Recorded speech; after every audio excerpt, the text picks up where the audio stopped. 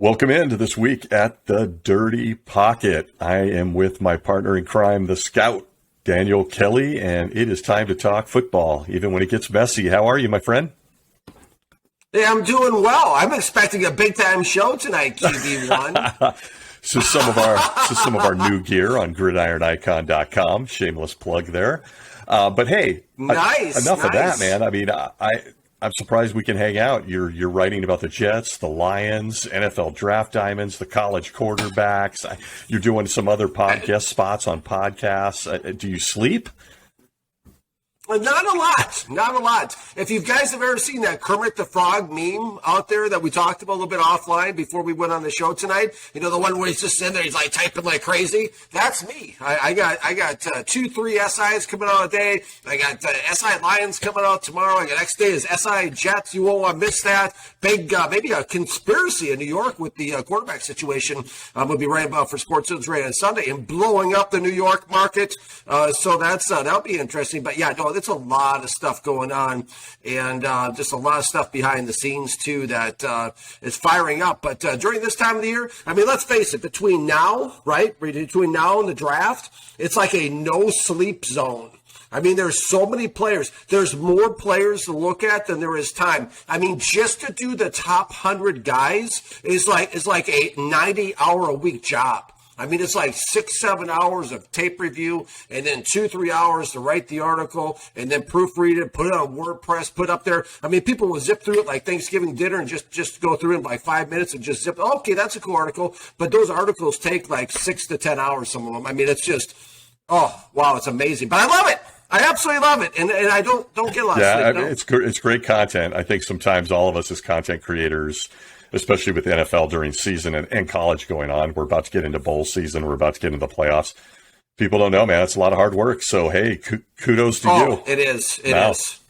Hey, thank you. Thank you. That book I have out, whatever it takes, 168 pages. Now, I type 90 words a minute, okay? 168 pages. It took me 10 years to get that done. Wow, there you go.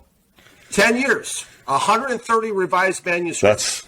So, I mean, by all rights, I should have been done within about a half hour. But it took me 10 years. And, of course, when I first got to the Jets, I used to type like one finger at a time, like that. But my boss at the time, Scott Pioli, Bill Parcells' son-in-law, he gave me like a stack of like this thick of like if you see that on the screen, it's called Sports Scan every day. So it was all the information, background from it was like a collection of all the newspapers and sports pages from around America. So all the pertinent information Pioli highlighted. And so like somebody, like pulled his hamstring, somebody had a DWI, some guy was waving a pistol around, whatever was happening, went into Jet Scout, our computer system. Well, it didn't just magically get in there. I had to input it a lot of times. So I went from the one finger to 90 words a minute. I mean, because I didn't leave the office. I mean, so it's like you will learn this piano. Go pick up that book. I didn't leave. Yeah, to anyone listening. Yeah, I didn't leave. Absolutely. Well, it's not even about me. It's about encouraging you to your dreams, to the listener. Because I'm not a guy that came up with the last name Lombardi or Belichick or, I came up the hard way. I barely passed through high school, failed out of a small community college, beat out a stack of Ivy League resumes to get hired by the Jets. So if you have a dream, you can do it. So the book I wrote is really about you. You know what you're talking about, Stacey. But it was just incredible, man. I mean, and not only that, but the cool thing about this is we're recording a little bit earlier. It's 5:25 Key West time. And do you notice how much more energy I have? After midnight, I could basically, it's like watching the ball drop on New Year's Eve. I have so much energy. But now at 5:25, I'm like, Got to tell you, man. I'm coming off the edge, baby. Dirty Pocket, I am coming off the edge. LT we should all style. be absolutely terrified. No reason to discuss what we're drinking. It's usually midnight out there. It's middle of the evening, and he's coming off the edge. Here come the moves, the swim, the cut. Here it comes. Oh, well, here it is, folks. I'm nursing a little cup of apple cider around this time of the year. Impressive. You're very festive of you. Yeah, it smells very festive, yes, and that's what's giving me my little energy kick for the late afternoon down here in Key West, I love it. So, Florida. hey, let's start there. Speaking of coming off the edge, your guy Chase Young got hurt on Sunday. That looks like a season ender, ACL. I got to tell you, the Washington football team and that defense has been one of the biggest disappointments of this season to me, right next to a team that you're going to laugh because guess who I'm going to mention? The Rams, who are, I know, you're shocked. No. Your team's laying eggs. My team's laying massive, embarrassing eggs that I think have exposed the coach finally. And we better pull up some apple cider because I think our our next few months aren't going to be as fun as we envisioned. Well, that's why they play the games, and the games aren't played on paper because, like you alluded to, before the season began, everybody on paper said, "Oh, that Washington defense, that looks like the '85 Bears and the Rams." You know, I mean, everybody's, oh, yeah, you know, and all of a sudden, that's why they play the games. And it's not about what anybody says or thinks. It's about who starts to catch fire about this time of the year is when it starts to happen. And that's why I think the Philadelphia Eagles, for example, are one of the hottest teams in the league to watch down the stretch because they appear to be catching fire just at the right time. And Jalen Hurts has that RPO, run-pass option offense running on a very high level right now. The Eagles are going to be scary down the stretch. I know Dallas has the 3.5 game lead right now in that division, but we know what happens in Dallas over the last 25 years. Survey says lay an egg. They fall off a cliff. No, you know, so you never know. You never know. I mean, the Eagles could be one of those wild card teams that just comes out of nowhere. And man, I love it. The Eagles. There's a hot pick from. There's a tidbit from Daniel Kelly, folks, the scout. I got to tell you, it's really shaking and baking now, and we're getting in past those bye weeks. Wow, you're rhyming tonight, even. You got a little game. You got a QB1 hat. Yeah, there we go. I'm working there we go. Work it. You got a QB1. You got a QB1 hat. You're rhyming like a poet, even though you don't know it. I mean, you're shaking like bacon.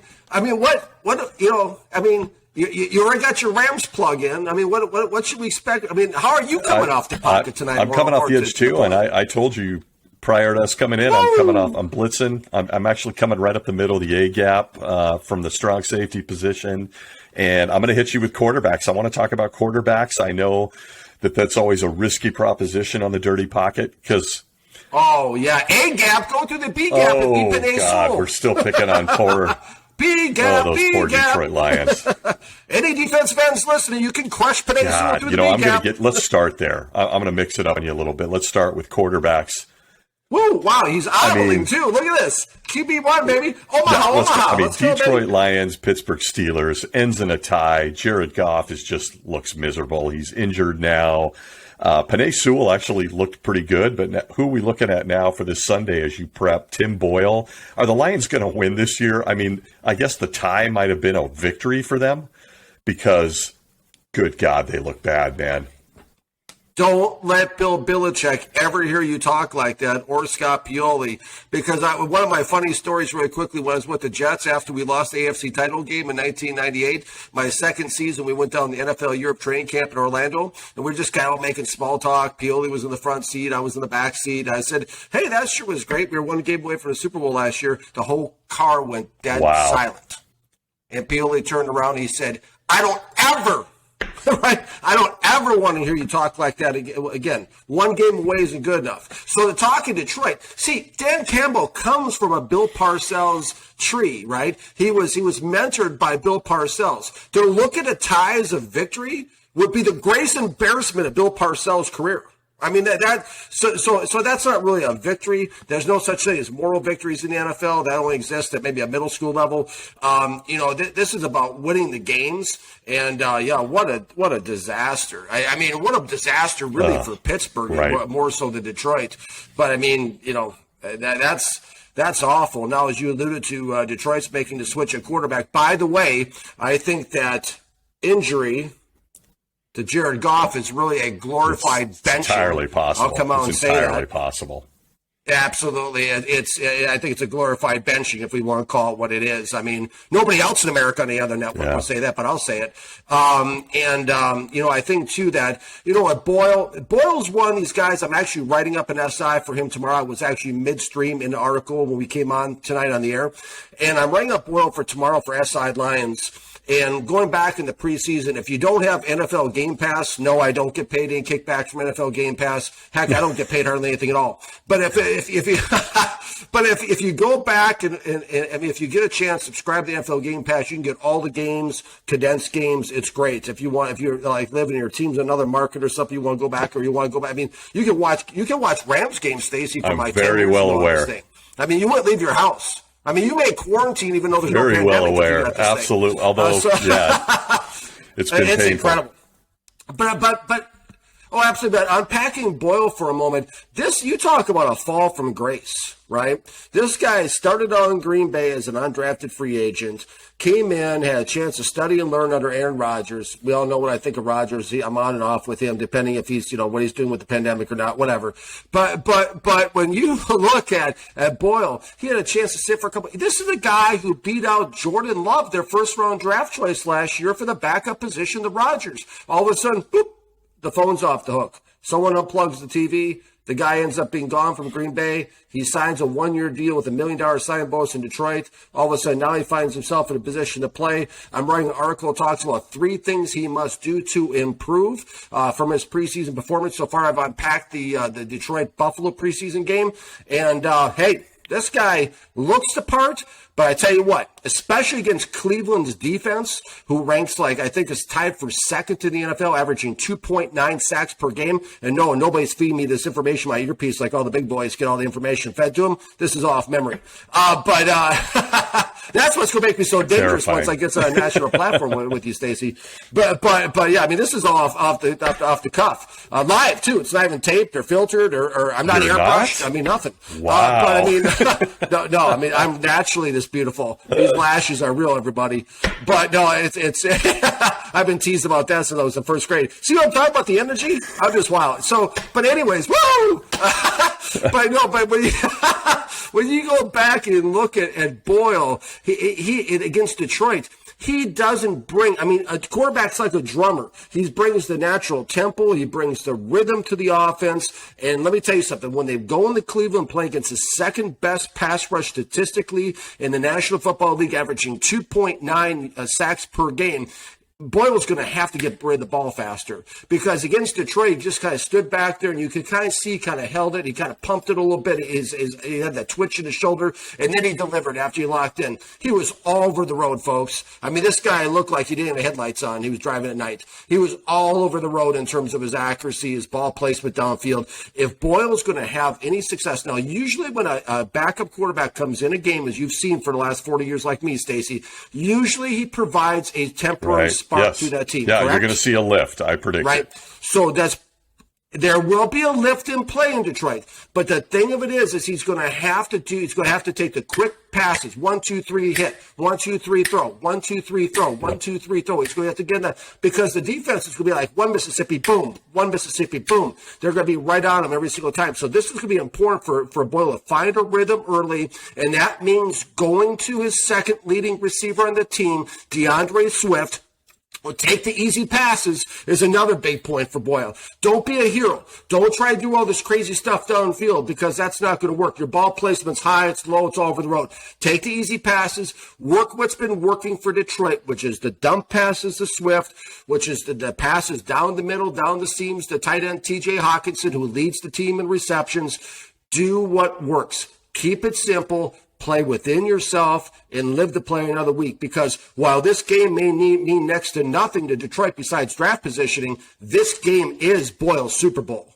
This is his chance to audition, maybe not in Detroit, but because they may be stuck with Goff for the next 20 years, but maybe somewhere else he may have a chance, because when these young quarterbacks get a chance to come in and play, if they play well, they become multi-million-dollar free agency a lot of times, because everybody's looking for quarterbacks. If he can show, we've seen this before with Matt Flynn a few years ago. We've seen it with Gardner Minshew, a guy who just gets injected into something and he gives the team an instant lift. 100% agree with that entire assessment. Switching gears from the It's great. Hold on, I'm having another swing. As long as it's let's get you cidered up. The other thing that I wanted to talk. Wow, instead of fired up cider. I was ready. I'm ready for you. Tonight, man. That's right. The other thing I'm going to throw at you now, I'm going to shift gears away from Detroit, because I think they're miserable and heading for just the ugliest season in recent memory. I'm going to go for something a little more positive, because I got a feeling you have an opinion. You have been You have been really bullish and positive on Heinicke, on the Washington football team. Oh, yeah. Okay. Franchise quarterback. Washington's got their guy. He goes out they got their guy. 26 of 32, 256 yards, a touchdown. And, folks, here come the memes where Taylor Heinicke is Tom Brady's daddy. I mean, he's beaten the quote-unquote GOAT now a couple of times.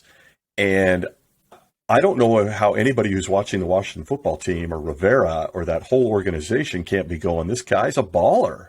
I mean, he doesn't have he's not a physical specimen. He doesn't maybe look the part all the time, but he's got that Brett Favre-esque gambler. I keep us in games. His teammates seem to rally around him. People really like him, and he wins, folks. He knocked off the Super Bowl champions again. What are we seeing with Taylor Heinicke, man? I love this guy. I mean, just to give you kind of an idea, right, being a Washington fan, I mean, that's really my you can see my tattoo there on my hand. I mean, that's really my roots going back to 1982 as Washington. I have the Tebow stuff on tonight. I was going to get there. We're talking quarterbacks, and to me, this is my I was going to get to the jersey. This is my guy. It's Tim Tebow. So I mean, that's why I wear it today. Right. So this is not Trevor Lawrence, who I gave a 90% bust rate to pre-draft and draft diamonds. It's time and date stamped. Only person in America talking like that, and we've seen it play out like exactly the way I said it would. It was just Tim Tebow. But anyways, I mean, we have something special here, Stacey. This show is like this isn't like Rome on Fire. This is like something something greater than that. I mean, this is great. I mean, where's that Chris Everett guy? Anyway, so that's my boy Jim. Oh, okay. Sorry. Okay, sorry. That's a bad reference. Even though Jim shot me a little smoke preseason on Twitter. But of course, then he dodged me after I called him out and asked him to actually come back. I'm going to have him on grid. But of course, he didn't watch the film. We spoke last week. I understand. No hard feelings. No hard feelings. I mean, But anyways, I know that's your guy, but Taylor Heinicke, this is a mystery to me, okay? You know, America's most unsolved mysteries or whatever it's called, that show, right? Or Greatest Unsolved Mysteries. This is a mystery to me. This guy, from the moment, I remember my wife Samantha and I were singing at a sports bar in Key West last year when Heinicke came on the field against Carolina, and I didn't even know who this was. I mean, it wasn't because I had one too many key lime culottes or whatever they were serving at the bar that day. I didn't even know. I didn't know who this was, man. I had no idea. I was like, wow, this guy, 40 years of watching. I mean, you know what it is, Stacey. When somebody's got it, they got it. I mean, right where I'm sure you saw Kurt Warner play, you're like, who's this, right? I mean, that's the thing. When I saw Heinicke, I was like, who is this guy, right? And he came back against Tampa, like you talked about, had a great outing in the postseason. And right after that game, all of social media was like, we need a quarterback. Give us Watson. Give us Rodgers. Give us, anybody. We need to draft somebody. Give us Trevor. We traded the whole draft to get Trey Lance, I think was the big one. They had Michael Lombardi came out and said Washington was ready to trade their whole draft for Trey Lance, and I came out with the article and absolutely destroyed that point of view. And that's because that's they have a quarterback. And the whole fan base has been clamoring for a quarterback. Give us somebody. Give us this. Mariota. We want this. We want that. Listen, I came out with an article back in May that said Washington has their franchise quarterback. His name is Taylor Heinicke, number 4, right?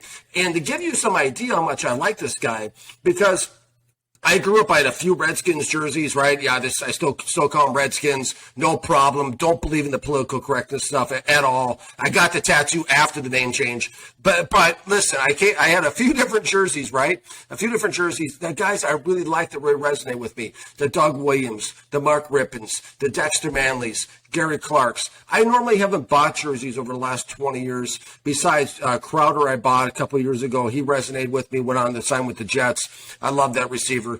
And, but I usually don't buy jerseys. I bought a Taylor Heinicke jersey after the season. This is my guy. This guy plays with the most heart of anybody on that roster, plays with more heart than 80% of the players in the National Football League who stand around collecting a check, rain or shine, win or lose. They don't really care. Take plays off. Hey, how you doing, Micah Parsons? You're one of them. I told you, I'm coming off the edge tonight, baby, like 56 did with New York. I'm coming tonight. This guy plays with a lot of heart. He plays like he cares. Bill Parcells told me one thing when I was at the Jets. He sat down at a table with me at lunch. It was just him and me in the cafeteria. He said, listen, Dan, if you learn one thing here during your time in New York, learn the critical factors of scouting. And I had no idea what he was talking about, right? And eventually, I didn't really understand what that meant until after my time in the NFL with the Jets. And my scouting mentor, Lionel Vitale, who I've known for 25 years, who won 3 rings, went on to win 3 rings with Bill Belichick with the Patriots, taught me what it really meant, the critical factors of scouting. And one of the critical factors of scouting is football important to this guy? Yeah. The answer with Taylor Heinicke is yes. And that's why he's infectious. His heart, his attitude, his desire. A year ago, he was on his sister's couch. Now he's playing quarterback for the Washington football team. This guy is like a Kurt Warner story. This is a fan favorite. This is a guy the team rallies around. This is somebody who keeps him in the game. You touched on something important. Brett Favre was his hero growing up. That's why he did the Lambeau Leap in Green Bay when he was there a few weeks ago, because his dad was a huge Packers fan. So he did that in honor of his dad. But yeah, Taylor Heinicke, absolutely. I think he should have probably done something with Heinicke beer, but instead he did something with Bud Light. But I think that's why people love him. I think that's it. He's every man. He's every man. He's great. He's a regular guy. And the thing about Washington is there's so many people in the NFL, all the fans, turn up the volume because they don't need to. They don't need to turn up the volume. There's so many fans. He's fired up. My microphone's not even on tonight. No, I'm just kidding. I'm fired up. But there's so many people that think you've got to go on and get a top 5 quarterback to have a chance to win. Listen, Joe Gibbs, who's the greatest coach in NFL history in my mind. I grew up writing letters, too, back and forth as a teenager. He wrote me long, detailed letters. I begged him not to trade Jay Schrader, but he wrote me a big, long explanation why they did. He was my favorite quarterback on the Redskins of all time. The thing about Gibbs is Joe Gibbs, let me substantiate so I don't just sound like somebody who doesn't know what they're talking about. But Joe Gibbs is the only coach in NFL history to win 3 different Super Bowls with 3 different quarterbacks. And they were all guys who were cast-offs and misfits and low-round draft choices. Joe Theismann was up in the Canadian Football League in 1971 before he ever signed with Washington, playing for the Toronto Argonauts, right? So he was a kind of a cast-off. He was at Notre Dame, kind of a cast-off, found his way back to Washington through the CFL. I think he spent a little time in Miami before he came to Washington, even with the Dolphins. And then number 2, you had Doug Williams, who was the number 1 draft pick with the Tampa Bay Buccaneers in 1979. He led them to the NFC Championship game and lost to Dallas that year. Boy, did I watch a lot of NFL films and remember all this stuff when I was a kid. But then he ended up leaving Washington. I mean, not Washington, but Tampa, rather. And he went to the USFL, which, of course, is out of business now. Played over there, but found Gibbs and came back because Gibbs was actually the offensive coordinator of the Buccaneers in 79. So when Gibbs became the head coach of Washington, he brought him back around the other way. And, of course, Doug Williams is Super Bowl 22 MVP. And then you have the case with Mark Rippon out of Washington State, who was a 6th-round draft choice who they basically redshirted for the first 2 years in Washington. And all of a sudden he pops onto the scene, number 11, and he was Super Bowl 26 MVP when they beat Buffalo 37-24 on January 26, 1992. I remember that because I was there. I was there at that game. I was my grandma's high school graduation present to me. But I was at that game, and he lit up the skies for Super Bowl MVP. So Washington, every team has a DNA, I believe, and Washington's DNA is kind of like they kind of do best when they have these lower round draft choices and these misfits, these cast-offs. Those are the guys, the folklore of the history of the franchise revolves around guys like this. I mean, Bobby Bethard, who's the greatest general manager in NFL history in my mind. And actually, he's in the Hall of Fame too. So it's not just in my head. But this is a guy who built those Redskins teams, those glorious Redskins teams in the 80s, with a lot of low round, mid round free agents, low round draft choices. Back when they had 12 rounds with the NFL draft, he was picking guys. They had like 2 or 3 number 1 draft picks, I think, in 11 years. Like guys like Russ Graham, Darryl Green, and Art Monk. But outside of that, everybody was a lower round draft choice. There's no reason Taylor Heinicke can't do this in Washington. They need to stick with it. Ron Rivera needs to remember his roots and remember that Chicago won a Super Bowl in 1985 with a guy number 9 named Jim McMahon. You don't have to have one of these blue chip guys. And whatever you do, Washington, whatever you do, if you remember one thing I say in the show, please do not. I was going to get to that. Or Sam nice segue from please that don't do it. Heinicke right into those two. I know you've got rounds 5 through 7 grades on those guys. And by the way, I just want to say I agree with that theory about the quarterbacks. We've seen a lot of championship teams, the Ravens in the early 2000s, Armstrong with the Buccaneers. We've seen that. This is why people laugh at me, sometimes even you, when I talk about Jared Goff. I think Jared Goff has been to a Super Bowl. Yeah, well, that too. My point is, I think Jared Goff could be a championship quarterback. He's already been one. So it's not like it's an argument. He's already done it. He's won an NFC championship. He's been to the Super Bowl. I think that these kinds of guys can do that. But this whole idea that you've got to get, and we saw it in this year's draft, and it's coming to fruition when, we see it every year. I mean, Trey Lance isn't playing. Zach Wilson's injured in a train wreck. Everybody forgot Trevor Lawrence, and the whole college football world was tanking for Trevor 2 years ago, and now no one cares. Suddenly we're looking at Mac Jones, who slid in the draft, and even Justin Fields is starting to gain ground. And you're going, yeah, there we go again. I mean, it's just like QB1. Yeah. And my Jones was like QB2. Never learn. It's all documented. So your point, and time will get away from us on this episode. We want to kind of give a teaser because you've done a deep dive on the quarterbacks in the college football world. But when you mentioned Kenny Pickett and Sam Howell, I've watched both of them, and I'm like, I'm certainly no quarterback guru or whisperer, but when you see these two guys and you watch what Heinicke's doing, by the way, we haven't even talked about the fact that Cam Newton came out of sitting on his couch to lead the Panthers to a win last weekend. These teams that you see, and you cover 2 of them, and 2 of the worst teams in football, the Jets and the Lions. We know the Jets aren't going to reach for another quarterback. Well, who knows? Maybe they will. But do you see the? They will let nor should Joe they. Douglas draft nor should they. Just stick with Flacco and figure it out. No, that's it. Good. There's no possibility he'll be allowed to draft another quarterback. So when you look at this and you're looking at the Lions look like they're going to be the worst team in football. Texans right there on their heels. Kenny Pickett, Sam Howell, do you run scared from those guys? Or you certainly don't pick them in the first 2 picks of the draft, do you? They just don't look like NFL quarterbacks to me, man. These guys. I mean, okay. When I watch film, there's certain. I mean, I have 40 years of encyclopedic memory of all the players that have come through the NFL through all the years. Yeah, absolutely.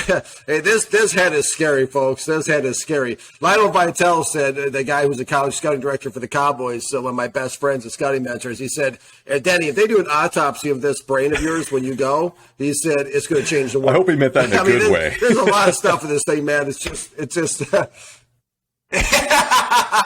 yeah, absolutely. Well, I did clarify. But anyways, I mean, when I look at these guys, I mean, the first thing that came to mind when I watched Kenny Pickett was, and I said this for my Sports Illustrated, I said NFL was a serviceable and good backup kind of quarterback. I mean, backup guy. You're not talking about top pick, okay? And then when I watched Sam Howell, the only thing that kept going through my mind was interesting Rex comparison. Very interesting.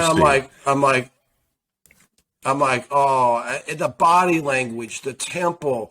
Watching Kenny Pickett and Sam Howell play quarterback is like watching paint dry. I mean, there's no excitement. These guys could not inspire people to run off a burning building. I mean, it's There's no chance of running a team in the NFL. There's no chance of winning games. There's no chance of winning a championship. I mean, I gave Sam Howell my Zach Wilson of the Year award this year. I mean, this guy's got bust written all over him. I gave him, like you alluded to, Stacey, 5th to 7th round grades. There's not a chance. I don't understand how the hype machine, okay? The hype machine and the national media gets a hold of some of these guys and doesn't get a hold of these guys, right? And I think politics and money has something to do with that, right?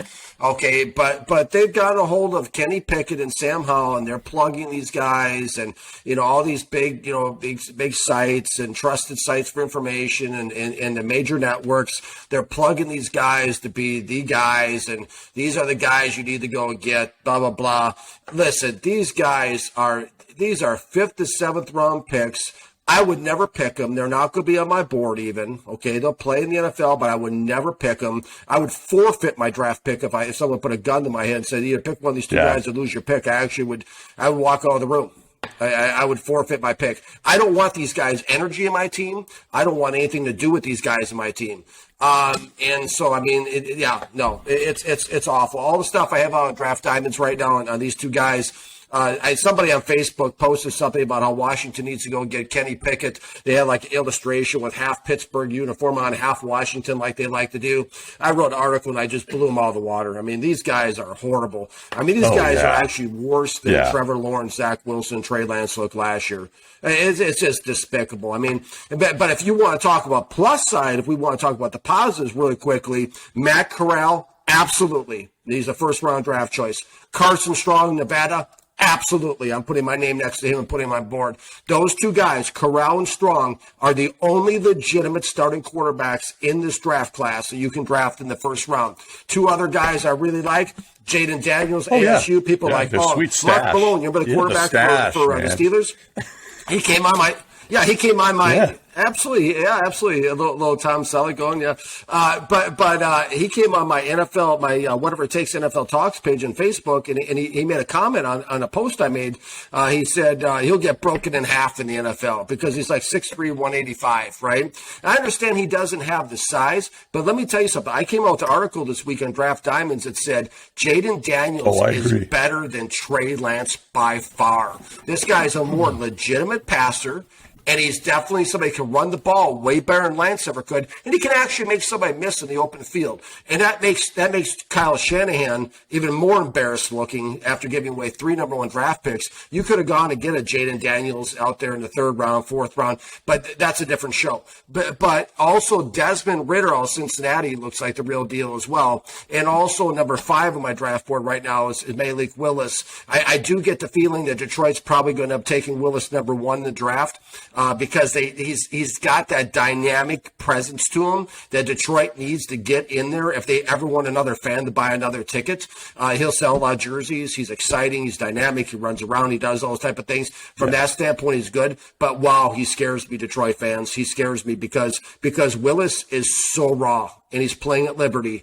And the thing that's raw about him is he seems to like there's a no trespassing sign in his head that he can't throw the ball into the middle part of the field. He only works the sidelines, short intermediate, and he's 50-50 deep. I mean, that's a real scary proposition. But again, they'll be able to sell that one to the Lions fans, at least get him back in the seats. He'll be the most dynamic player Detroit's had since Barry Sanders. I mean, they'll sell a lot of jerseys and stuff, but Willis is number 5 on my board. But those 5 quarterbacks, now check this out. You'll hear this only on our show, the Dirty Pocket Podcast. This is it for America, right? Everybody in America, okay, is saying that this draft class for quarterbacks is weak, right? You've heard that, right? It's weak. Let me say this. Let me speak into my microphone here. Testing. Okay. Let me say this, okay? This year's draft class is dramatically stronger. Take. I'm at the point, if you had asked me a few weeks ago, Daniel, I would have said, I don't know, buddy. But I'm starting to lean into what you saw as a scout and what I think is correct. I am very unimpressed with this group of quarterbacks outside of Mac Jones and Justin Fields with some time. I think they're all going to be busts. And Kyle Trask. I think Kyle Trask is going to come on in time. Yeah. He's sitting behind Brady right now, but he was the Florida quarterback. I think he'll come on eventually. He'll have a couple seasons to sit and learn. I like Trask a lot. Trask was my QB3 last year. I also think, Fields to and your Jones. point there, but the I other think guys, Davis Mills with done. a little bit more Forget time. It. You know, those guys. But that just goes to your point earlier absolutely, that taking these guys so high in the draft just is an epic disaster. So let me ask you this as we close on this subject, because we kind of teased it for a future show based on time with your quarterback rankings. But even with Matt Corral, Carson Strong, Desmond Ridder, if you're the Lions, and you already, I guess you gave this away with the Malik Willis comment, but you think they go with them even if they're the first pick in the draft? Because they've got 2 to 3 picks with the Rams. They have to. If those guys, if Dan Campbell and Brad Holmes want to keep their jobs, they're going to have to go quarterback and sell quarterback. They're going to have to do what Shanahan did. That's why they drafted Trey Lance, because they were trying to extend the paycheck, right? And they're going to have to do what Joe Douglas did with the Jets, who got rid of the veteran and brought in all the guys that had no experience throwing the ball, so he could get a few more years of Woody Johnson's money direct deposit in his account. They're going to have to do the same thing in Detroit. They're going to have to bring in a quarterback, and it's going to be Willis. It's going to have to be because they need someone dynamic. They don't have any dynamic players on that team. I mean, Hawkinson, yes, is a good player. Yeah.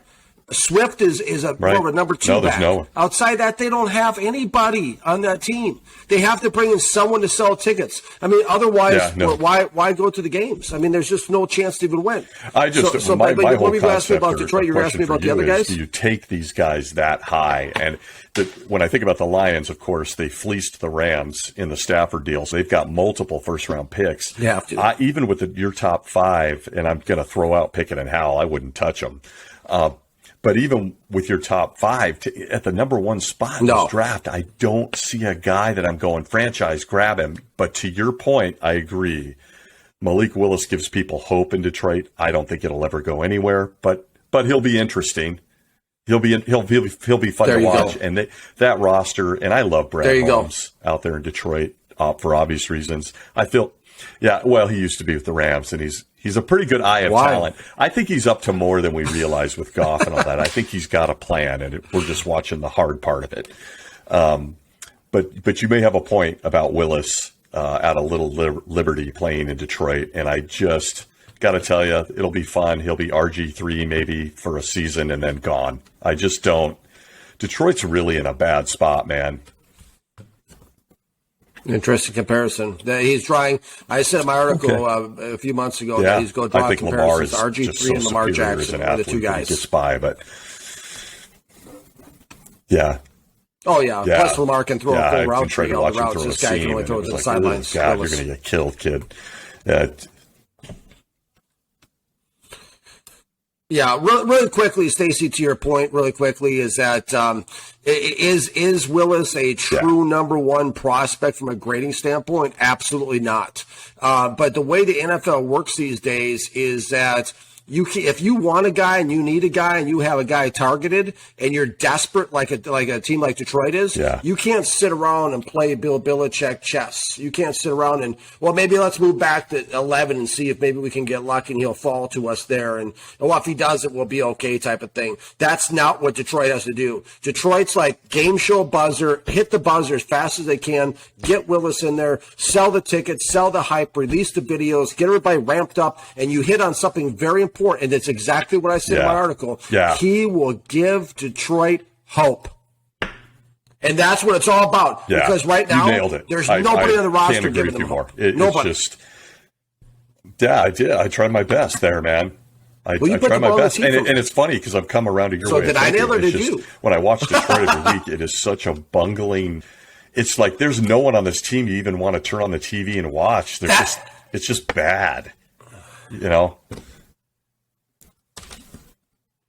That's why I got banned in the UK from posting my articles, because people think my thinking is too dangerous. In other words, I go against the national narratives that are paid off. We'll do the conspiracy. That's what they really mean. We have a different way of thinking. At some point where we talk about that. But no, great stuff. As we close down quarterback talk here just briefly, let's give us 2 quick matchups going into this weekend. Dallas Cowboys versus Kansas City Chiefs. Chiefs. That's right. Chiefs. My wife's not going to like me. Samantha, my wife, loves the Cowboys. And, yeah, I mean, that's kind of God's sense of humor. Giving me a Cowboys fan for a wife. I got a best friend, that works for the Cowboys. Grew up a Redskins fan. There's a lot I have to work through to unpack and reconcile in my mind off air. But, it is. But she loves the Cowboys. But I think the Chiefs, this Cowboys team is just really inconsistent. Yeah. One week they look awful against Denver. The next week they look great. They're on a roller coaster ride like most years. And I just don't like Dustin's I think coaching this Kansas staff City team is pretty desperate right now. I just don't like them. I think that they're set. They're just probably nice guys you want to go have beers with, but I just don't think that they're a championship caliber coaching staff. That's just my take on it. You like that? That's going to be a little. I'm going Daniel Kelly on you. That's a nice hot take. I might just nail that. That's a soundbite. That's a soundbite on the 6 o'clock lead-in. Another quick pick'em as we close this week. Indianapolis Colts versus the Buffalo Bills. That's kind of interesting in its own way. What do you think? Yeah, me too. Bills. Buffalo. I can still hear the chant in my mind from Super Bowl 26. They were sitting all around me in the corner of the end zone, the Buffalo end zone with Washington. But, the Bills, I think, who was it? Drew Brees, who's trying to become I don't know what he's trying to become, but he said Buffalo is I think he's trying to become a broadcaster, I think like Tony Romo or something. But he came out and put his 2 cents in this week and said that, he feels like Buffalo is the best team in the AFC right now. Buffalo is a really good team. Drew's pretty spot on with that, I think. I really like the Bills. I love Brian Daboll, the offensive coordinator out there. In fact, I actually recommended when I interviewed with Washington, I actually set a proposal out to Bruce Allen when he was still the team president out there, and actually recommended they hire Daboll. I think he's a great head coach in waiting. And the thing I like about Daboll the most is he's very creative. A lot of these teams' offenses are very vanilla, very predictable. I think Daboll is somebody like a Stefanski in Cleveland that shows a lot of multiple pre-snap reads, looks, alignments, lines up different people in different positions, spreads the ball around a lot. I just think that Buffalo's going to be too much this weekend. I think they're going to pull out the victory, and I would not be surprised to see Buffalo is always sucks because we want to disagree and have some fun. But the Bills to me look like a team that's just about to peak at the right time. That's what it's all. I'm watching. They kind of had some bad games, and that's some what it's all about in the last few weeks. But they didn't have Rams game hiccups. They just had hiccups where you went, "Oh, they seem a little off," and then they come back and just blow them out. The Bills to me look like a team that's going to catch fire right at the time you want. That's my AFC team. NFC is still up for grabs, but I agree with you. I think the Bills are going to start rolling people, and we're all going to go, they're for real. This is going to be interesting. Yeah. Josh Allen's quirky, and he has an edge to him.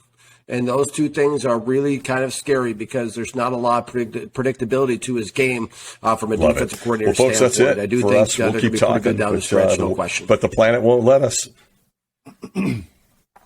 That's it.